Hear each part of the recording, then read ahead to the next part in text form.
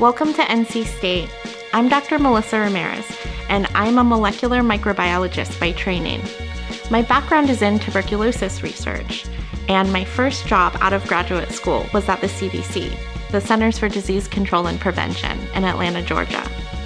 For many years, my career was learning at the laboratory bench. Nowadays, my laboratory looks different. It's the classroom. And while I teach about my discipline, microbiology, my research is focused on improving the ways that we teach science. And I'm Dr. Jason Flores, and my research path has taken me around the world, hundreds of kilometers out into the middle of the ocean, and a few thousand meters below sea level. As you might have guessed, I'm a deep sea biologist, and my training is in physiological and biochemical ecology, which means I'm interested in learning how and why organisms live where they do. My side job in graduate school was at the Monterey Bay Aquarium in California, where I took care of the animals that were on display. But the one thing that I enjoyed the most was giving tours to school children. That interest eventually sent me down the path of teaching hundreds of college students in different courses, and now thousands of students taking Wicked Problems Wolfpack Solutions. One of the most amazing things about being part of a university is that there are so many opportunities to explore and learn. As you begin your journey here at NC State, you'll find opportunities to learn in every facet of your experience. In the classroom, of course, but also in your interactions with this community, with your peers, our faculty, and staff. You're going to be exposed to so much that is new to you. Your job will be to take what you learn and put that in context with what you already know, to build connections and continue to expand your understanding of the world around you. Learning is an ongoing and iterative process, and the university is a space, a community that facilitates that process. And we hope that you embrace this as a lifelong process, and it is a process that really has no final destination. Learning is additive and amenable. This means that as we acquire new information or create new technologies or equipment, we may discover new things. We may also discover that ideas that we have held onto for years or even centuries may be an incorrect interpretation of the world around us. And that is how science is supposed to function. Not as a static set of rules based on one person's ideas, but more as a flexible story based on multiple experiments or observations made by multiple people drawing multiple conclusions about our environment. With every experiment or data set, we scientists feel that we are getting closer and closer to explaining the observed and unobserved world around us. As far back as 2,000 years ago, it was theorized that disease was caused by breathing in mist, or miasma, a poisonous vapor full of decomposing matter that came from swamps. The swamps looked and smelled unhealthy, so it stood to reason that they must be unhealthy. Of course, they were also breeding grounds for mosquitoes and other biting insects that can be disease vectors. Remember, this was long before the microscope.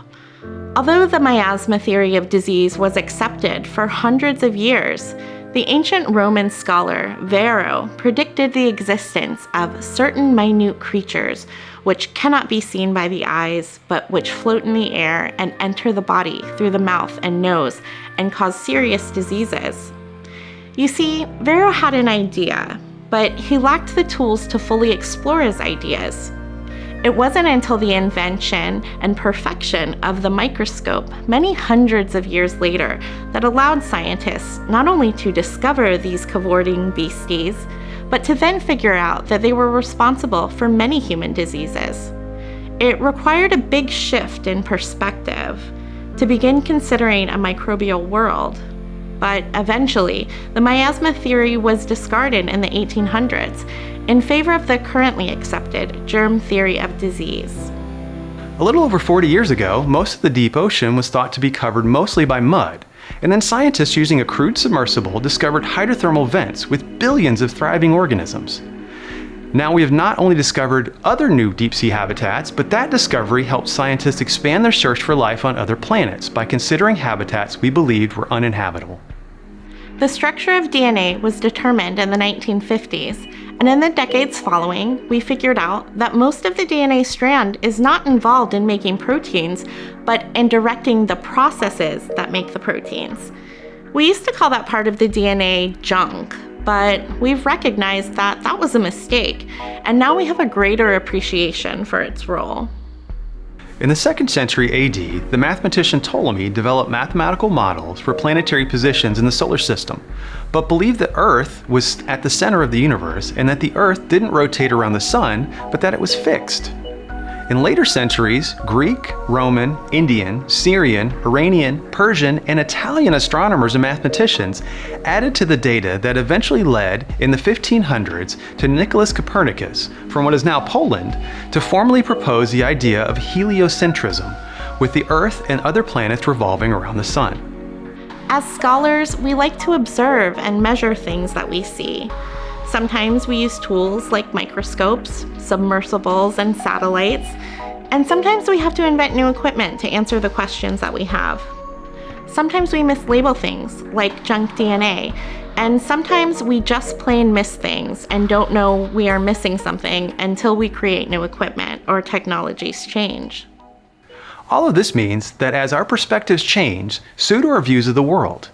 Whether or not you are planning on becoming a scientist, we all have different perspectives based on our lived experiences. Whatever your perspective and lived experiences, we're all different, and even if you don't have experience with something, someone else might. We are so limited in what we can observe on our own. We need to rely on others to tell us their observations so that together we can build a complete picture. We will need many perspectives as we do our best to help each other develop solutions to the challenges brought with change. Throughout this course, we will see that wicked problems require the work of the entire Wolfpack in order to create solutions. Regardless of the discipline where you ultimately find your academic home, there are important ways that you too will contribute to addressing wicked problems and creating Wolfpack solutions.